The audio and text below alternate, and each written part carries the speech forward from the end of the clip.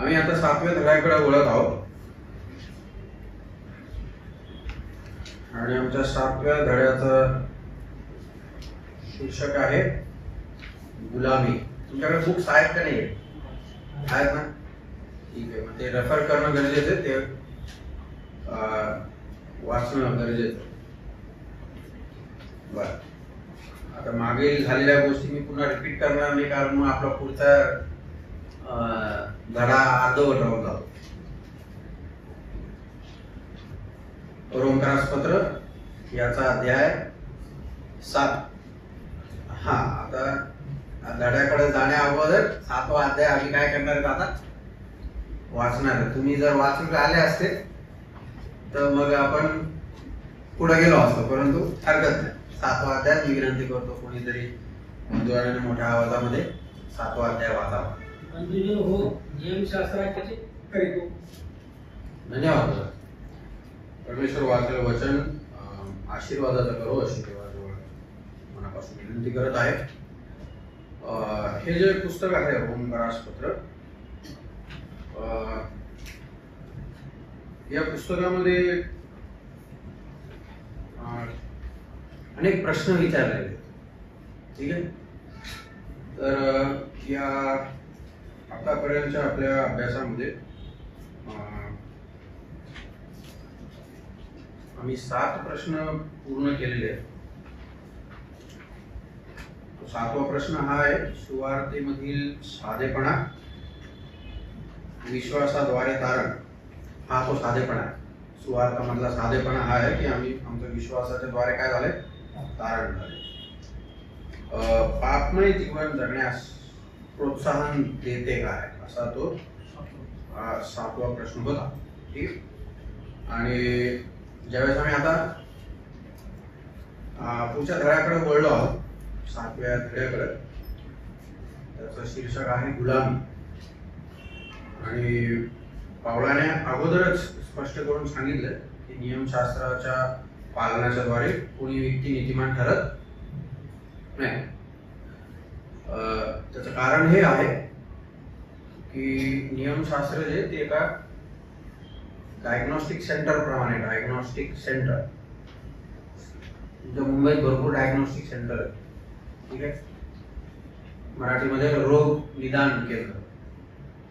ज्यावेळेस एक पेशंटची टेस्ट होते तिकडे, त्यावेळेस फक्त त्या पेशंटचा त्याला काय प्रॉब्लेम झालेला आहे, त्याला काय आजार झालेला आहे, ते मशीन ते डिटेक्ट करतात आणि रिपोर्ट देतं की असा असा आजार या व्यक्तीला झालेला.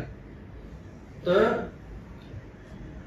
त्या डायग्नोस्टिक सेंटर मध्ये फक्त तेवढीच ताकद आहे, एका पेशंटच्या रोगाचं काय करायचं, फक्त निदान करायचं. डायग्नोस्टिक सेंटर तुम्हाला कधीच ट्रीट नाही करणार, त्या रोगावरती काय केलं पाहिजे हे नाही शिकवणार, फक्त तुम्हाला काय झालंय ते सांगेल. त्या प्रकारे नियमशास्त्र पण तसंच होतं. नियमशास्त्र फक्त एका डायग्नोस्टिक सेंटर प्रमाणे काम करत होतं. तुम्ही कुठं चुकलेत ते तुम्हाला काय करत होतं, नियमशास्त्र दाखवत. म्हणून नियमशास्त्राच्या द्वारे काय होऊ शकत नाही, पापापासून मुक्ती, सुटका, तारण होऊ शकत नाही. हे पावलाने अगोदर सांगितलंय. जर असं असेल तर मग एक प्रश्न निर्माण होतो. तो आता आपल्या लिस्ट मधला 8वा प्रश्न आहे. तो प्रश्न असा आहे, तारण झाल्यानंतर आम्ही नियमशास्त्राचे पालन करावे का? काय उत्तर असू शकेल?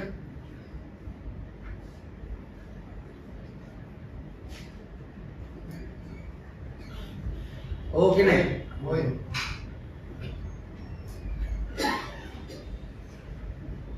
अजून नाही, कारण आम्ही प्रभू ख्रिस्ताच्या नवीनकरणामध्ये आहोत. ओके. मी जसं अगोदर सांगितलं होतं, एका प्रश्नाला 2च उत्तर आहे, एक तर हो किंवा नाही. त्यामुळे आम्हाला वचन समजणं गरजेचं आहे. एखादी गोष्ट आम्ही जर करत असू तर ती का करत आहे हे माहित पाहिजे वचनानुसार. आणि जर एखादी गोष्ट आम्ही करत नाही तर ती का करत नाहीये याचं पण आमच्याकडे काय पाहिजे, उत्तर पाहिजे. बघूया पुढच्या अभ्यासामध्ये या प्रश्नाचं काय उत्तर असेल. व्यक्तीच्या तारणानंतर त्याने मोशेचे नियमशास्त्र किंवा 10 आज्ञा शॉर्ट म्हणजे संक्षिप्त रूपात त्याचे पालन करणे जरुरी आहे का, हा तो प्रश्न आहे. तर अगोदरच्या पाठामध्ये आम्हाला काय शिकायला मिळालं, नियमशास्त्राच्या अधीन आता एक विश्वासणारा नाही, म्हणून तो नियमशास्त्रातून आता काय झालेला आहे, मुक्त झालेला आहे. पौलाने त्याच्या स्वतःच्या अनुभवातून स्वतःच्या प्रयत्नामधून हे सिद्ध करून दाखवलेले की नियमशास्त्राच्या द्वारे आमचं काय होऊ शकत नाही, तारण नाही होऊ शकत. म्हणून येशू ख्रिस्ताच्या बलिदानाची तो प्रशंसा करते किंवा येशू ख्रिस्ताच्या बलिदानाकडे आमचं लक्ष केंद्रित करत.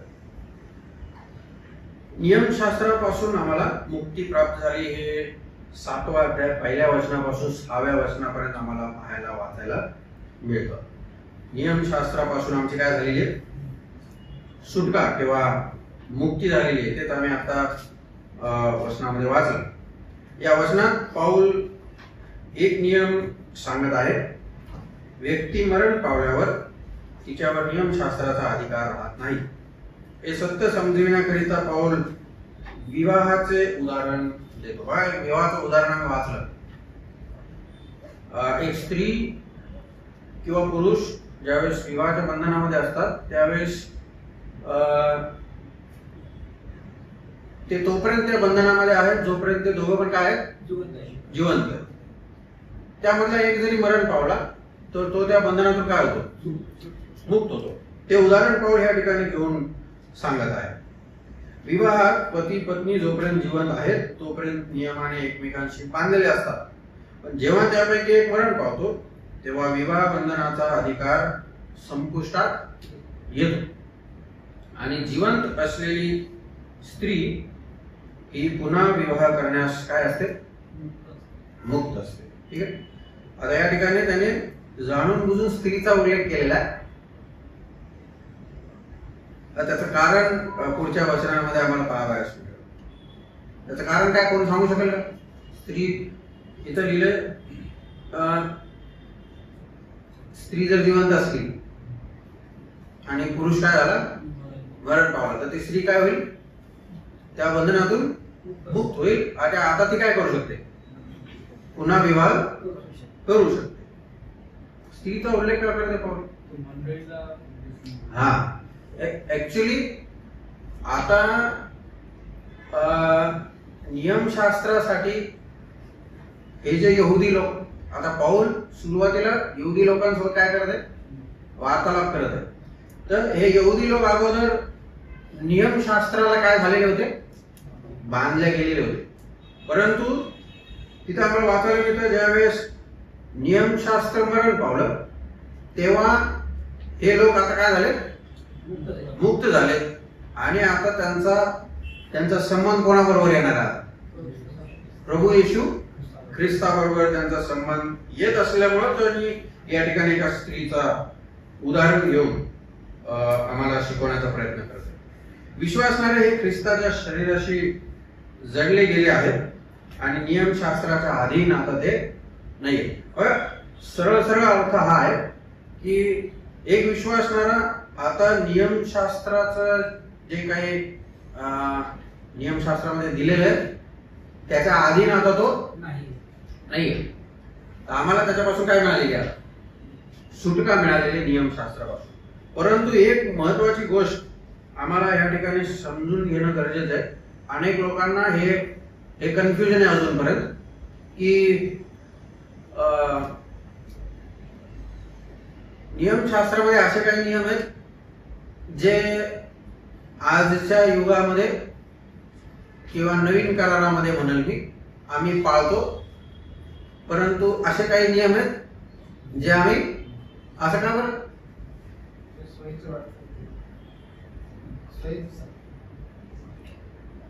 ऐसा क्यों है? तुझ्या किती काही म्हणजे मला माहित नाही विचार केला का नाही या गोष्टीवर.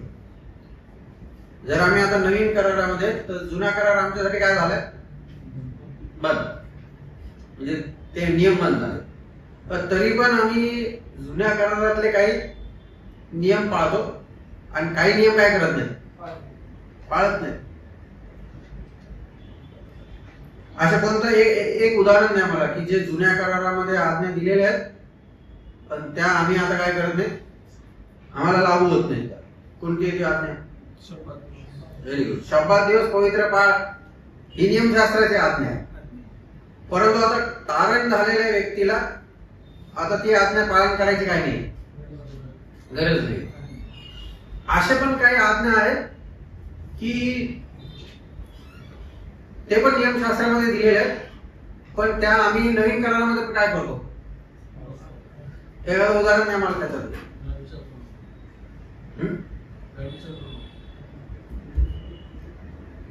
ओके.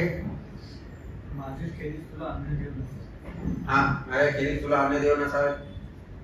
किंवा आपल्या आई बाबाची काय कर आज्ञा पाळ. मग कुठेतरी थोडस असं कन्फ्युजन येतं की काही आज्ञा आम्ही घेतोय आणि काही आज्ञा काय करतोय, सोडून देतोय. तर मागच्या वेळेस मला आठवतं मी हे सांगितलं होतं तुम्हाला की नियमशास्त्राचा दोन भाग आहेत. नियमशास्त्र हे दोन भागामध्ये डिवाइड केले. कोणते कोणते भाग आठवतं का? ते मालूम रहना चाहिए, असं इकडे पाहिजे ते जिभेच्या टोकावरती. लॉ एक पार्ट है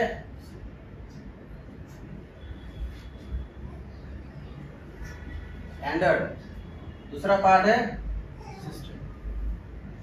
आठवलं का? तर थोडं काय हा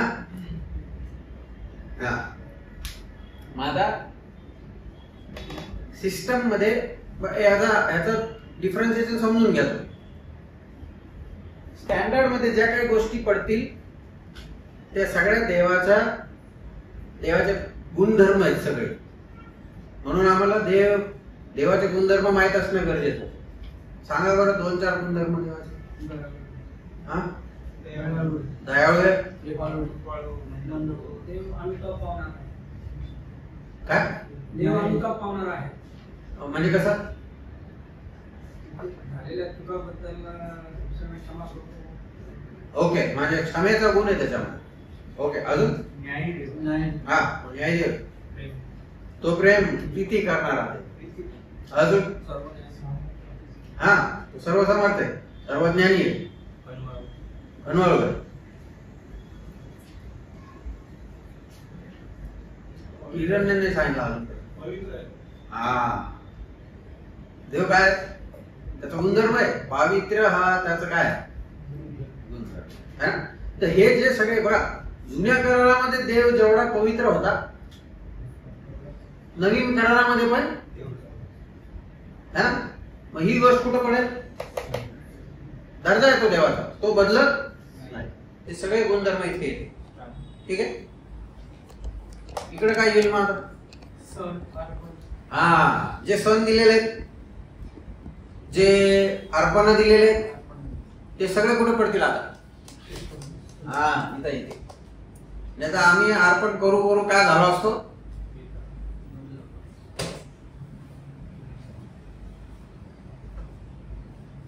जसे बाजूवाले झाले ते आता. दरवर्षी काय करायचं? वही कर रहे.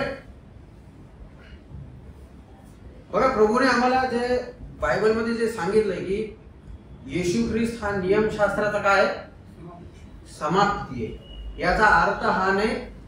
मग समाप्ती म्हणजे कोणत्या गोष्टीची समाप्ती झाली? येशू ख्रिस्त जर नियमशास्त्राची समाप्ती आहे तर त्याने काय संपवलंय? हे का हे का नाही? देवाचे गुणधर्म आहेत. हा, कारण हे तर सगळे काय देवाचे गुणधर्म कधी काय होत नाही, बदलत नाही. म्हणून हे कायम राहणार आहे, हे अनंत काळासाठी काय राहणार आहे, जसंच तसं राहणार, त्याचा अजिबात काही फेरबदल होणार नाही. परंतु इकडे या, आता किती अर्पण सांगितले होते है ना, हे सगळे अर्पण काय झाले आता बंद. हा बघा, त्या अर्पणांमुळं ते अर्पण फक्त जे महत्वाचं अर्पण होणार होतं एक, हा त्याची छाया होतं, ते त्याचं रूपक होतं. ते ज्यावेळेस तो अर्पण करणारा ते अर्पण घेऊन येत होता, तेव्हा त्या अर्पणाकडे बघून तो येणाऱ्या मसीहाची काय करत होता. म्हणून यहुदी लोक किंवा इस्रायल लोक हे येणाऱ्या मसीहावर काय ठेवत होते, विश्वास ठेवत होते. परंतु आम्हाला ते सौभाग्य मिळाले, आम्ही आलेल्या मसीहावर काय ठेवतो. कोणतं सोपं आहे, आलेल्या मसीहावर विश्वास ठेवणं सोपं आहे का येणाऱ्या मसीहावर विश्वास ठेवणं सोपं आहे ना. इतिहास सांगता आम्हाला, वचन सांगता आम्हाला, पण त्या लोकांना ती चालेल होती, त्यांना येणाऱ्या मसीहावर काय ठेवायचा, विश्वास ठेवायचा. तर अशा प्रकारे आम्हाला हे बघायला मिळतं की सगळे अर्पण, सणवार, हे जे सगळ्या गोष्टी आहेत त्या सगळ्या कुठे आहेत, सिस्टम मध्ये. म्हणून हे सिस्टम प्रभू येशू ख्रिस्तामध्ये काय झालं, आता दुसरं अर्पण करायची गरज नाही, हा अर्थ होतो त्याचा. ओके, तर येऊया पुन्हा आपल्या विषयाकडे. विश्वासणारे हे ख्रिस्ताच्या शरीराशी जडले गेल्याने ते आता नियमशास्त्राच्या अधीन आहेत का नाही, नाही. ठीक आहे, म्हणून आय होप यू अंडरस्टूड. जर तुम्हाला जसं समजलं नसेल तर तुम्ही हात वर करू शकता, मी पुन्हा समजून सांगण्याचा काय करत प्रयत्न करत. ठीक, जेव्हा येशू ख्रिस्त वधस्तंभावर मरण पावला तेव्हा त्याने नियमशास्त्राने मागणी केलेला दंड काय केलेला आहे, भरलेला आहे. नियमशास्त्र मोडल्यामुळं नियमशास्त्राने काय मागणी केली होती, भरपाई, दंड, याची काय केली होती, मागणी केली. आणि ती भरपाई किंवा ती खंडणी कोणी भरलेली, प्रभू येशू ख्रिस्ताने भरलेली. अशा प्रकारे नियमशास्त्राची सर्व मागणी ख्रिस्ताच्या मृत्यूमध्ये पूर्ण करण्यात आल्याने ख्रिस्तावर विश्वास ठेवणारे आता नियमशास्त्रास मृत झाले. नियमशास्त्रासाठी ते काय झाले, मरण पावले. नियमशास्त्रापासून मिळालेले स्वातंत्र्य हे विश्वासणाऱ्यास मरणातून जो जिवंत झाला त्या ख्रिस्ताबरोबर एकरूप होण्यास मदत करते. जे स्वातंत्र्य आम्हाला आता मरणामुळे आम्हाला काय मिळाले,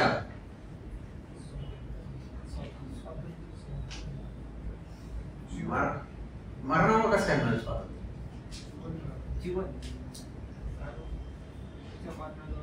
पण आता आम्ही काय वाटलं, नियमशास्त्रामुळे मिळालेले स्वातंत्र्य हे विश्वासणाऱ्यास मरणातून जो जिवंत झाला त्या ख्रिस्ताबरोबर एकरूप होण्यास काय करत आहे. त्याच्या अगोदरचं वाक्य बघा, ख्रिस्तावर विश्वास ठेवणारे आता नियमशास्त्रास काय झालेले, नियमशास्त्राला मृत झाल्यामुळं आम्हाला काय मिळाले, कसं, कोण सांगाल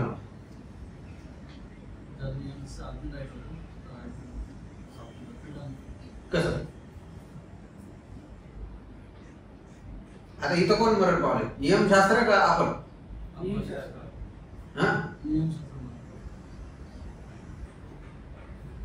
हे समजणं गरजेचं आहे, तर आम्हाला पुढे जाता येईल, नाही तर नाही जाता येणार. नाही क्या लागतं, कोण मरण पावलं,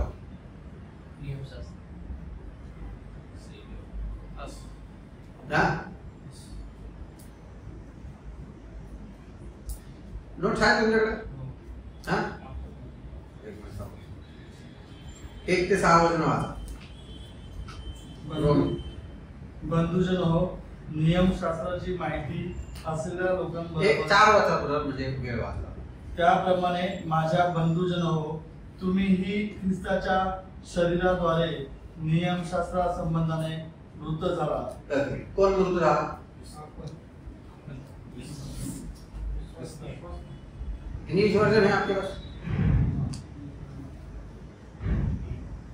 Know ye not, brethren, for I speak to them that know the law, how that the law had dominion over a man as long as he liveth.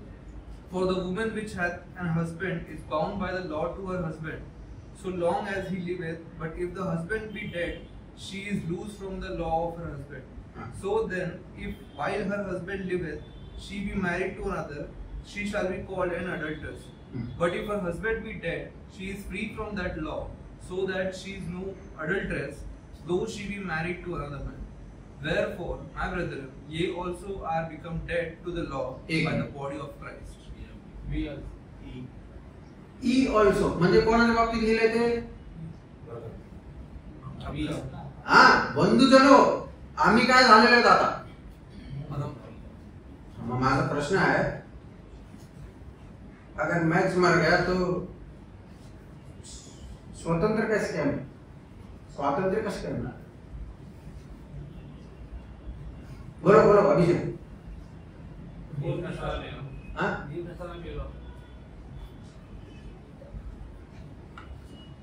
हा बरोबर, मेलो नियमशास्त्राला, पण मग मेल्यानंतर स्वातंत्र्य भेटेल का? Because we died in body of Christ, so we resurrected with Him. That's all. मुक्त होणे म्हणजे नियमशास्त्राला आम्ही बांधलेले नाही. नियमशास्त्रातून मुक्त व्हायचं असेल तर एकच मार्ग, काय? मरावा. मेल्यानंतर कसं काय नियम आम्ही सुटू शकतो ते विचारत. हा हा हा, हे सत्य आम्हाला समजणं गरजेचं आहे. ज्या वेळेस बघा आदामामुळे आमचा आत्मा काय झाला होता, आम्ही मेलो म्हणजे काय? पाप अपराधात मेले होते तुम्ही, मी पण. त्याचा अर्थ काय होतो? कशाने मेलो होतो आम्ही? आत्ममरण पावला होता, हे म्हणणं आहे वचनाचं. ज्या दिवशी फळ खाशील त्या दिवशी खास मेला, पण जिवंत आहे ना कशात तरी. कशात जिवंत आहे? हा, या दोन गोष्टीमध्ये जिवंत. आदाम 930 याचाच चांगला, 930 वर्ष. आता हीच बाब आम्हाला इफिसकारास पत्रामध्ये वाचायला मिळते. ठीक आहे. आता गॉड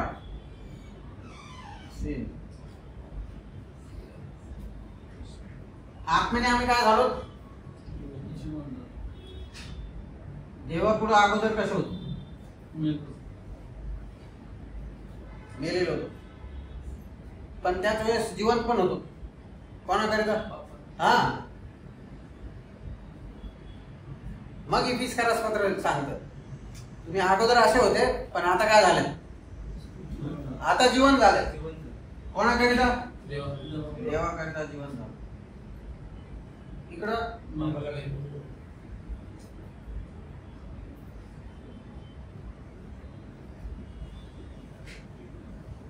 एकाच वेळेस दोन्हीकडे जिवंत नाही राहते, आणि एकाच वेळेस दोन्हीकडे मेलेले पण नाही राहते. समजलं? इथं जे लिहिलंय, आम्ही नियमशास्त्रासाठी मरण पावलो, याच्या ऐवजी नियमशास्त्र करा.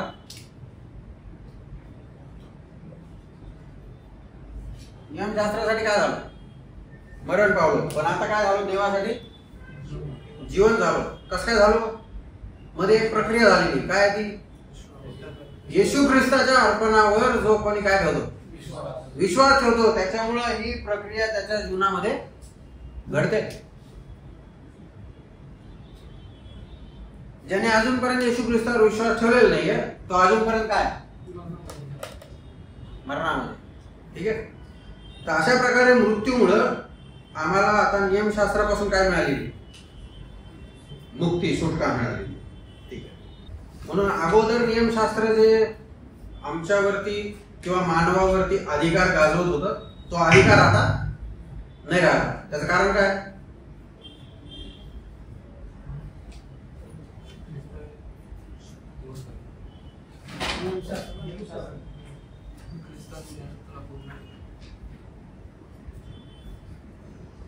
नियमशास्त्राचा आता अधिकार नाही राहिला विश्वासणार का? कारण नियमशास्त्रासाठी काय झालं, मागे ते उदाहरण दिलं होतं मी प्रियानो तुम्हाला की असं विचार करा, मी एका कंपनीमध्ये कामाला आहे आणि माझा बॉस एक नंबरचा खडूस. कालांतरानंतर माझं डोकं खूप सरकलं. आता मला त्याची एक पण आज्ञा काय करायची नाहीये, मी ठरवलंय आता ऐकणार नाही. पण ते पॉसिबल आहे का? कधी होईल पॉसिबल? जेव्हा मी रेजिग्नेशन लेटर टाकल तेव्हा ते काय होईल, पॉसिबल होईल. अगदी त्या प्रकारे आम्हाला हे शिकायला मिळतं की ज्याचं तारण झालेलं आहे त्याने ते राजीनाम्याचं पत्र काय केलेलं आहे, जुन्या मालकाला दिलेले.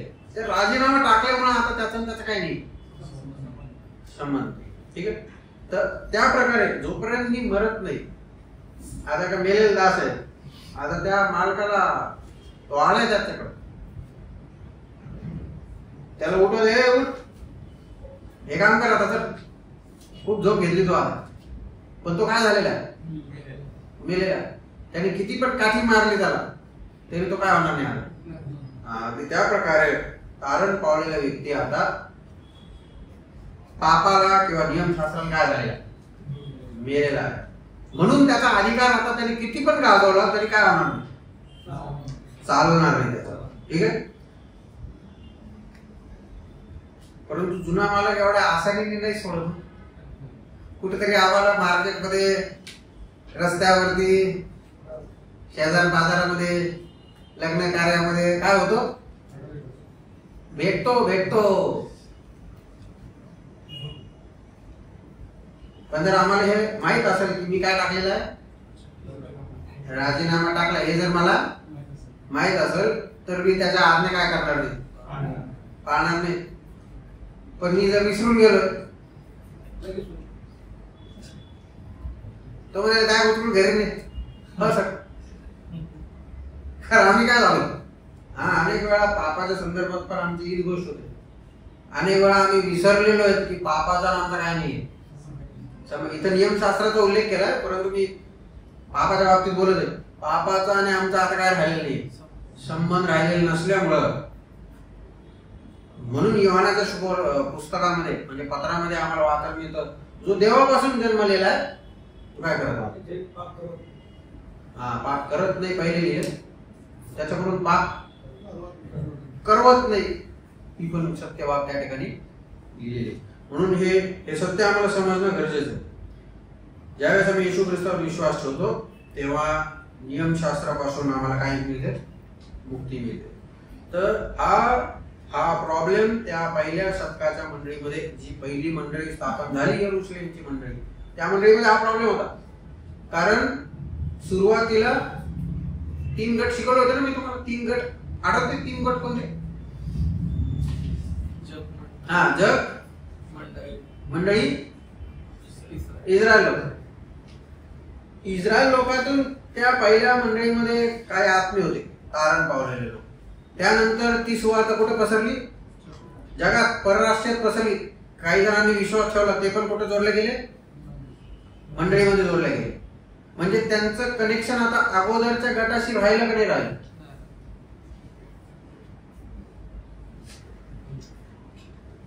राहिलं का नाही राहिलं. तुम्ही स्पष्ट उत्तर द्या, मला समजत नाही. हो का नाही?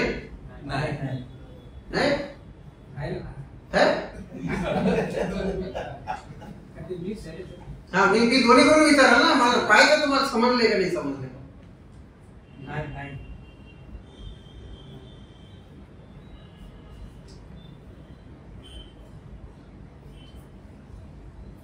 इकडं खाली काढतो, हे मंडळी आहे, हे इस्रायल,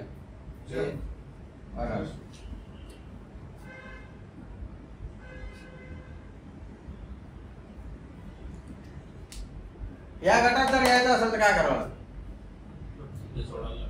सोडावं लागेल. मालकाला, जुन्या मालकाला. जोपर्यंत जुन्या मालकाला सोडत नाही तोपर्यंत ह्या गटामध्ये काय येत नाही, काय होऊ शकत नाही. हा, हे डुअल सिटीजनशिप हे माणसाचं दिमाग आहे ना. डुअल सिटीजनशिप, इकडची पण सिटीजनशिप आहे आणि अमेरिकेतली पण सिटीजनशिप. इकडे नाही चालत ते हा नियम. जर तुम्हाला इकडचं सिटीजन व्हायचं असेल तर इकडचं किंवा इकडचं सिटीजनशिप काय करावं लागेल, आता संबंध राहत नाही. म्हणून हे जे लोक इथून इथं आले होते, हे इकडून इकडे आले होते, हे यांच्या दैवतांना सोडून आलेले लोक आहेत. हे कोणाला सोडून आले, व्हेरी गुड, नियमशास्त्राला सोडून आले. आता ज्यावेळेस हे इकडे आले त्यावेळेस इकडे खोटं शिक्षण सुरू झालं. काय, हा ठीक आहे, तुम्ही हे तारण काय करताना हे ठीक आहे, परंतु काय केलं पाहिजे, सुनता झाली पाहिजे. मग हळूहळू एक एक काय काय नियम यायला लागले नियमशास्त्राचे.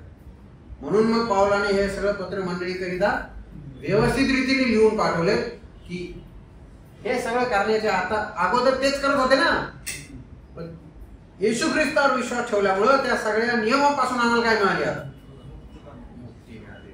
ठीक आहे, ओके.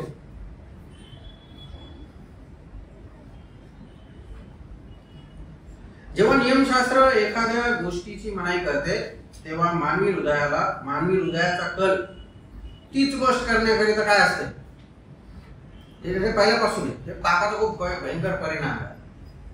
आम्ही लहान लेकर आहेत आमच्यामध्ये, त्यांना सांगितलं ना तिकडे त्याच्यात गोड घालू नको, काय बसल, तुम्ही लक्ष ठेवा त्या लेकरावर. फक्त ते कुठे जाणार आहे, हा पापाचा खूप भयंकर परिणाम फक्त लेकरांमध्ये नाहीये. ते फक्त घेतलं उदाहरण लेकरांचं, माणसांमध्ये पण ती गोष्ट पसरलेली आहे, भिनलेली आहे रक्तामध्ये. काय, ज्यावेळेस एखादी गोष्ट नाही करायला सांगतो देव, माणूस तीच करायला प्रवृत्त होतो. बर, आणि त्याचा परिणाम काय, मनुष्याच्या जीवनामध्ये मृत्यू किंवा मरण पसरलेले आहे, आत्मिक मरण, आत्म्याचं मरण. बर, देवाच्या या आज्ञेचे परिपूर्ण पालन करण्यास कोणी सक्षम नसल्याने आम्ही केवळ एकच फळ देऊ शकतो, ते आहे मृत्यू, मरण. म्हणून आता जे आम्ही विश्वासणारे नियमशास्त्रातून मुक्त झालो आहोत ते भयाने नव्हे तर आत्म्याच्या नवीन्याने प्रभूची काय करावी, नाविन्याने सेवा करण्याकरिता आत्म्याने काय झालेले आहेत, आम्ही आता जिवंत झालेले. तर प्रश्न काय होता आमचा, पालन करावे का, काय उत्तर, म्हणजे हे जे पालन करावे का हा जो प्रश्न विचारलाय, हा याच्या संदर्भात आहे का याच्या संदर्भात, शिस्त,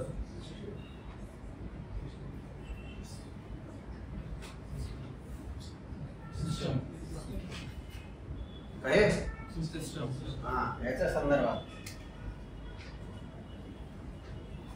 आता हे आम्हाला पालन करायची गरज नाही, याचं काय करायचं, अनंत काळासाठी त्याचं काय करावं लागेल. हा, कारण देवाचा दर्जा कधी पावित्र्यात प्रीतीत कमी होत नाही. म्हणून नियमशास्त्राच्या सिस्टीम पासून प्रभूने आम्हाला काय केलं, आता सोडवलंय, मुक्त केलंय. ठीक आहे, ओके. दुसऱ्या गोष्टीकडे येऊया. 7 वचनापासून तर 14 वचनापर्यंतचा तो परिच्छेद आहे. नियमशास्त्राचं कार्य त्या ठिकाणी आम्हाला पाहायला मिळतं. नियमशास्त्र पाप आहे असा याचा अर्थ आहे का, आहे का, नाही.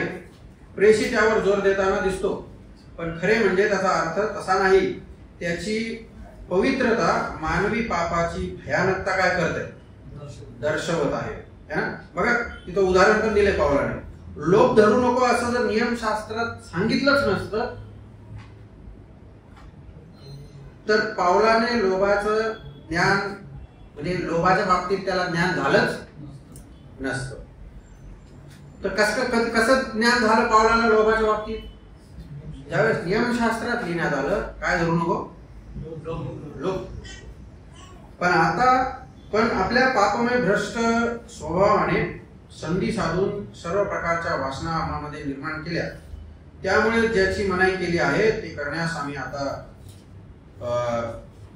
आस धरतो. नियमशास्त्र जेव्हा नव्हते तेव्हा पाप निर्जीव होते, पण नियमशास्त्र आले आणि पाप संजीवित किंवा जिवंत झाले. म्हणजेच नियमशास्त्र हे पवित्र, न्याय व चांगले आहे. पाप ते पापच दिसावे म्हणून जे उत्तम ते त्याच्याद्वारे ते माझ्या ठाई मरण घडविणारे असे झाले. जे अगोदर आम्ही डायग्नोस्टिक सेंटरच्या बाबतीत विचार विनिमय केला, तीच गोष्ट या ठिकाणी लिहिलेली आहे. नियमशास्त्र जेव्हा नव्हते तेव्हा पाप काय होतं? मेलेलं होतं, है ना? पण जेव्हा नियमशास्त्र आलं पाप पण काय झालं? संजीवित, जिवंत झालं. आणि त्याच्यामुळं माणसं पाप करायला लागले. पण नियमशास्त्र आता लोकांना काय सांगायला लागलं? तुम्ही काय झालेले झाला? पापाने आजारी पडलेले. ठीक आहे, ओके. तर डायग्नोस्टिक सेंटर काय करू शकत नाही, उपचार नाही करू शकत, पण काय करू शकतो? फक्त सांगू शकत तू हे तू हे केलंस, तू अमुक केलंस. ठीक आहे, बर. 15 वचनापासून 25 वचनापर्यंत आम्हाला तिसरा मुद्दा बघायला मिळतो की अनेक परिश्रम त्या ठिकाणी झालेले किंवा पाऊल त्याचा अनुभव त्या ठिकाणी सांगत आहे. स्वप्रयत्नाने नियमशास्त्राची मागणी पूर्ण करण्याचा प्रयत्न करणे म्हणजे निराशा पदरी स्वीकारणे. समजलं हे वाक्य काय? सुधीर, काय आहे ते वाक्य? नियमशास्त्राची मागणी करतो, है ना? पवित्र राहा, असं राहा, तसं राहा, हे करू नका, ते करू नका, अमुक करू नका, तमुक करू नका, हे मागणी करत आहे नियमशास्त्र. आणि आमच्या स्वप्रयत्नांनी ज्यावेळेस आम्ही ते करायचा प्रयत्न करतो तेव्हा काय परिणाम? काय? निराशा. असं उदाहरण आहे का नवीन करा?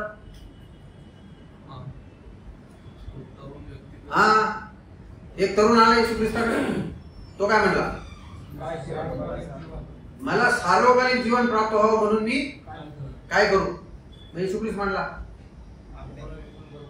नियमशास्त्राच्या काही आज्ञा पटपट सांगितले येशू ख्रिस्ताने. मग तरुण काय म्हणला? तरुणपणापासून, लहानपणापासून मी हे सगळं पाळत आलोय, तरी पण काय मिळालं नाही.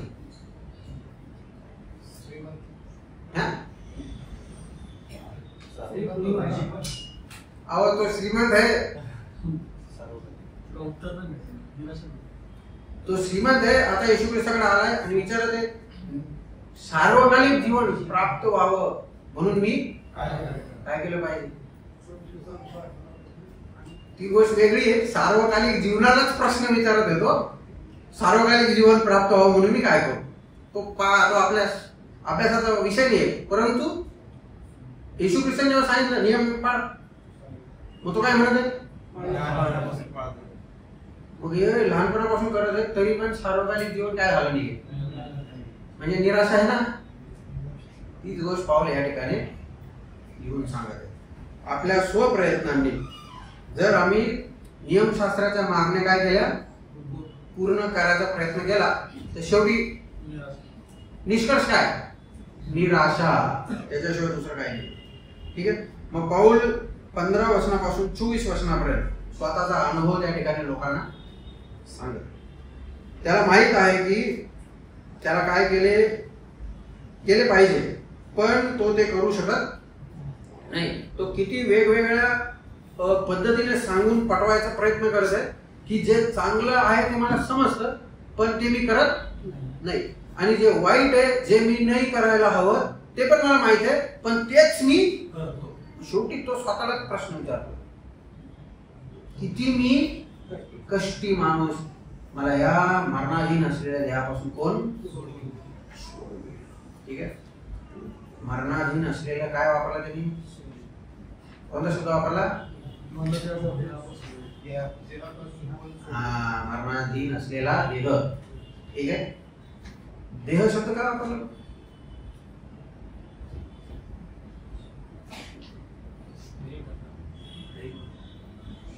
देहामध्येच पाप. देहाने पाप केले.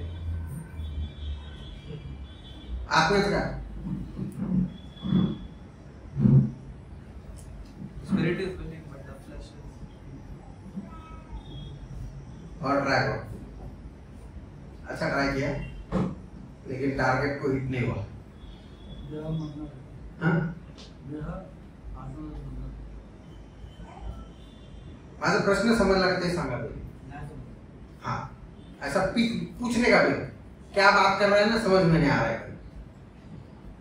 माझा प्रश्न आहे, पाऊल असं वाक्य का म्हणतो, या मरणाधीन देहापासून मला कोण सोडवी? तो देह शब्द का वापरतो? कारण 1 2 3 हा शब्द वापरते. 1 2 हा शब्द का नाही वापरत?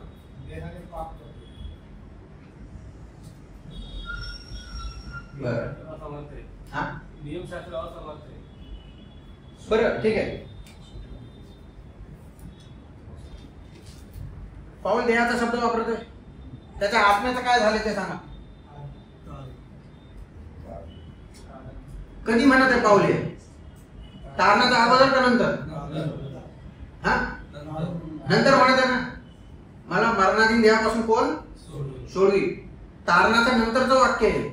याचा अर्थ त्याचा आत्मा काय झालाय? आत्म्याचं तारण झालंय.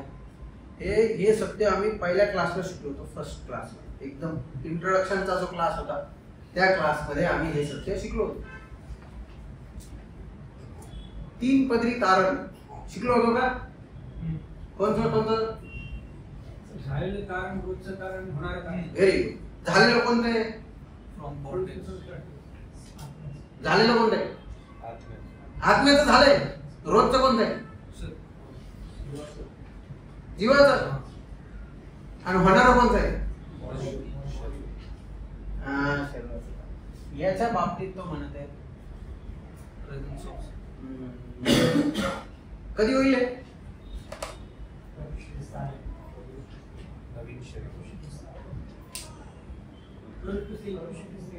Very good. जेव्हा एक तर मी मरल, शरीराने मरल, तेव्हा पाप करणं काय करल? थांबवल. पण नवीन गौरवी शरीर कधी प्राप्त होईल? जेव्हा प्रभू येशू ख्रिस्त येईल त्यावेळेस आम्हाला ते शरीर. म्हणून पाऊल हे वाक्य म्हणत आहे की त्याचं हे तारण झालंय, त्याचं हे तारण होत आहे रोजच्या जीवनामध्ये. पण हे झालेलं हे कधी होईल? जेव्हा येशू ख्रिस्त काय करत? येईल मंडळीला घेऊन जाण्याकरिता. म्हणून पाऊल मग थिस्सलुनिके करारपत्रामध्ये, करिंथ करारपत्रामध्ये तेच लिहून सांगतो की आमचे शरीर काय होणार आहे? बदलणार. बदललेलेच शरीर या स्लॅब मधून काय होतील? आता करून बघा प्रयत्न. हा, म्हणून बघा येशू ख्रिस्ताचं उदाहरण बघा. तिथं असं लिहिलं, जेव्हा पुनरुत्थान झालं त्याचं, तेव्हा यहुद्यांच्या भीतीने तरी पण काय झालं? कसं आला? गौरवी शरीर त्याला प्राप्त झालं. याच्या अगोदर पण येऊ शकत होता, पण आला नाही. कारण गौरवी शरीर त्याला तोपर्यंत काय? हा, म्हणजे ते आम्हाला समजण्याकरिता आहे की त्याच्या कबरेतून पण तो बाहेर आलेला आहे येशू ख्रिस्त. तो का कबर 2 लोटल्यानंतर आला का? 2 लोटाच्या अगोदरच तो काय झालाय? कारण त्याला गौरवी शरीर काय झालंय? विश्वासणाऱ्यांना पण गौरवी शरीर प्राप्त होईल. पण केव्हा? प्रभू ज्यावेळेस येईल. हे वाक्य, हे वचन आम्ही दर फ्युनरल सर्व्हिस मध्ये ऐकतो ना. पण ते वचन समजणे गरजेचं आहे. समजलं? त्यावेळेस आम्हाला गौरवी शरीर प्राप्त होईल. म्हणून पाऊल येशू ख्रिस्ताच्या येण्याच्या बाबतीत किती वेळा त्याने येऊन पाठवलं थिस्सलुनिकेच्या लोकांना. तर प्रत्येक अध्यायामध्ये येशू ख्रिस्ताच्या येण्याच्या संदर्भातले वचन तुम्हाला आढळतील. बर, यानंतर पावलाला पवित्रतेचे रहस्य ते स्वतःमध्ये नाही तर प्रभू येशू ख्रिस्तामध्ये सापडले. प्रभू येशू ख्रिस्ताच्या द्वारे देवाला धन्यवाद असं तो म्हणतो. अशा प्रकारे पावलाने प्रभू येशूला त्याच्या जीवनात जगण्याची संमती दिली. आता हे खूप महत्वाचं वाक्य, तुमच्यापैकी किती जणांना समजलं माहित नाही, पण खूप खूप अद्भुत वाक्य आहे. काय म्हणते तो? अशा प्रकार एक सत्य त्याला समजलं. काय? Secret of holiness is not in him him. but in पवित्र जीवन जगण्याचं जे रहस्य आहे ते कोणात नाहीये, तुमच्यामध्ये माझ्यामध्ये. मग कोणामध्ये? ख्रिस्तामध्ये. मग आता ते वाक्य बघा खाली, ते अंडरलाईन करा तुमच्या नोट्स मध्ये. पावलाने प्रभू येशूला त्याच्या जीवनात जगण्यास काय दिली?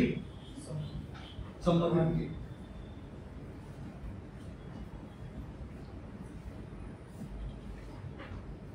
जेव्हा त्यांनी संमती दिली, आता कोण जगत आहे? पाऊल काय करणार?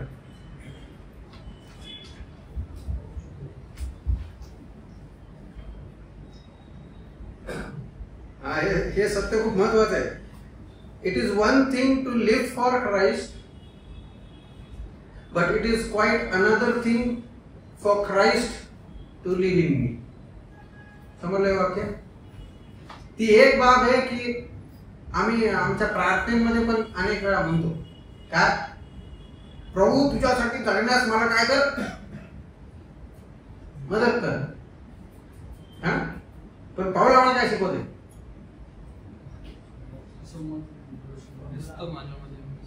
हा, तो हे नाही म्हणत मला तुझ्यासाठी जगू दे. तो काय म्हणत आहे? तो ख्रिस्ताला त्याच्या जीवनात जगण्याची काय देते? संमती, परवानगी देते. ठीक आहे, हे तुमच्या माझ्या जीवनात पण असणं फार गरजेचं आहे. तुम्ही जर होमवर्क करणार आहेत का तुम्ही? प्रामाणिकतेने सांगा, नाही तर देणार नाही होमवर्क. करणार?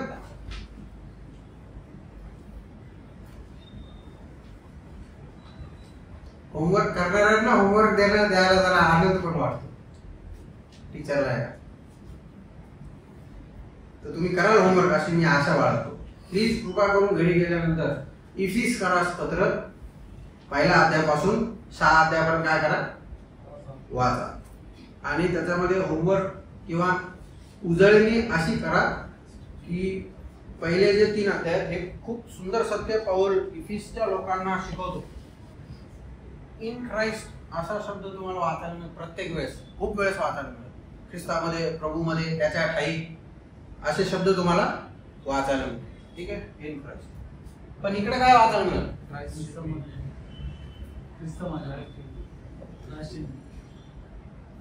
फरक आहे याच्यात? प्रसाद नाही, फरक आहे. क्या फरक? इथं काय लिहिलंय? I in Christ. मी ख्रिस्तामध्ये. मग हे जे वर्तुळ आहे हे कोण आहे? ख्रिस्त. Me. छोटा जो आहे तो मी. आणि मोठा जो कोण आहे? ख्रिस्त. म्हणजे हा जो वर्तुळ आहे हा कोण आहे? ख्रिस्त. हा कोण आहे? I. असं लिहिलं तर समजेल. ठीक आहे. आता इथं काय आलंय? हे कुठं लिहिलंय? हे सत्य कुठं लिहिलंय? 1 ते 3 मध्ये. आता हे सत्य कुठं लिहिलंय? 4 ते 6 मध्ये. इथं काय लिहिलंय? इथं काय लिहू आता? हे कोण आहे? आता हा जो व्ह्यू आहे, हा view, this is God's view. पण आता बघा, ज्यावेळेस तुमचं तारण झालं, ज्या दिवशी तुमचं तारण झालं, त्या दिवशीपासून देव जेव्हा तुमच्याकडे बघतो तेव्हा त्याला कोण दिसतो? काय गोष्ट की अद्भुत. ख्रिस्ताची सगळी परिपूर्णता त्याला कोणामध्ये दिसते? म्हणजे ज्यावेळेस एका व्यक्तीचं तारण होतं म्हणून ते वचन आम्हाला 2 Corinthians 5:17 मध्ये काय दिले, जर कोणी ख्रिस्त येशूच्या तर तो काय, हा म्हणजे देव ज्यावेळेस तुमच्याकडे बघतो तेव्हा ते तुमचे ते जुन्यात तुम्ही नाही दिसत, त्याला कोण दिसत आहे, कोण दिसतो, कारण ख्रिस्त वरून आहे, तुम्ही कुठे आहे. आता हे ह्याच्यावर कळत नाही. जेव्हा तुम्ही बलून घेतला, बलून त्या बलूनच्या आतमध्ये एक बलून असतो, हा तर असा विचार करा, तो वरचा बलून ट्रान्सपरंट नाहीये, मग तो आतला बलून दिसेल का. ती गोष्ट घडलेली आहे तुमच्या माझ्या बाबतीमध्ये. ज्या दिवशी तुमचं माझं तारण झालं त्या दिवशी येशू ख्रिस्ताला आम्ही काय केलं, तारणावरून स्वीकारलं, पण आम्ही आता ख्रिस्ताच्या आत गेलेलो, ठाई गेलेलो. म्हणून देव ज्यावेळेस बघतो तुम्हाला मला तेव्हा त्याला कोण दिसतो, अद्भुत गोष्ट नाही आहे का प्रिया. मला तर वाटते अद्भुत गोष्ट है ना.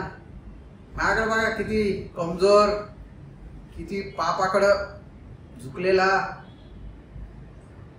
मरणप्राय असलेलं शरीर, किती पापाने जर्जर झालेले लोक आहेत. पण ज्यावेळेस परमेश्वर तुमच्या माझ्याकडे बघतो तारण पावलेल्या व्यक्तीकडे, आमच्या जुन्या गोष्टी काय करत नाही, आठवत नाही. ते पावलाचं खूप अद्भुत सुंदर उदाहरण आम्हाला वाचायला मिळतं. पाऊल मंडळीचा काय करणार होता, छळ करणारा होता, परंतु जेव्हा त्याचं परिवर्तन झालं तेव्हा हनन्या नावाचा एक दास होता देवाचा, संदेष्टा होता.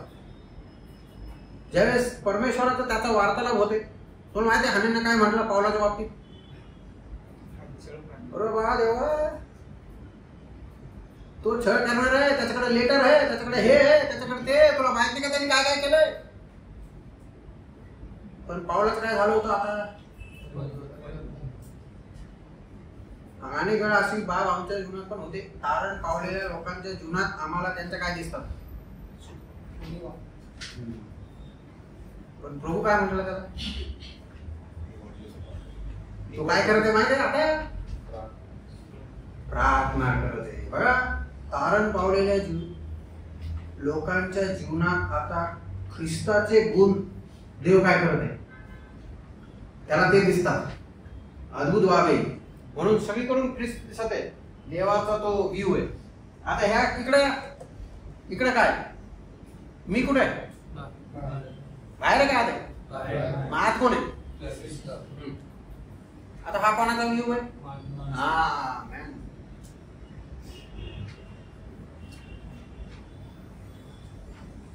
जरी वरतून मी दिसत आहे तुम्हाला, पण आतमध्ये कोण आहे, मग कोण दिसलं पाहिजे, मी का ख्रिस्त. तुम्ही कुठेही जा, ते आम्हाला ते अगोदरच्या सत्रात ते शिकायला मिळालं. पवित्र शास्त्राचा विषय काय, प्रभू येशू ख्रिस्त. म्हणून इकडं पण त्याला तो दिसतो, इकडं पण जगाला काय दिसला पाहिजे, दिसत आहे का.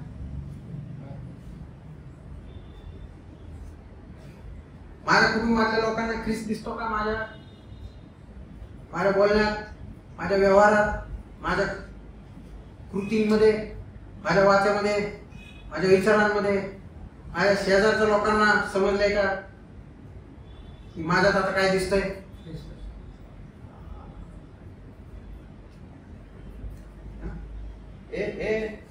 हे आमचं स्थान आहे, हे आमचं कर्तव्य आहे. इथं सगळ्या डॉक्टरीन शिकवल्यात पावलाने, इथं काय शिकवल्यात, सगळ्या ड्युटीज शिकवल्या, ड्युटीज. हे आमचं स्थान आहे, परंतु हे आम्हाला आता आमच्या प्रॅक्टिस मधून, आमच्या जीवनामधून हे सत्य काय करायचंय, प्रगट करायचं. म्हणून मी नाही दिसलो पाहिजे, आता कोण दिसलो पाहिजे, ख्रिस्त आमच्यामध्ये दिसलं.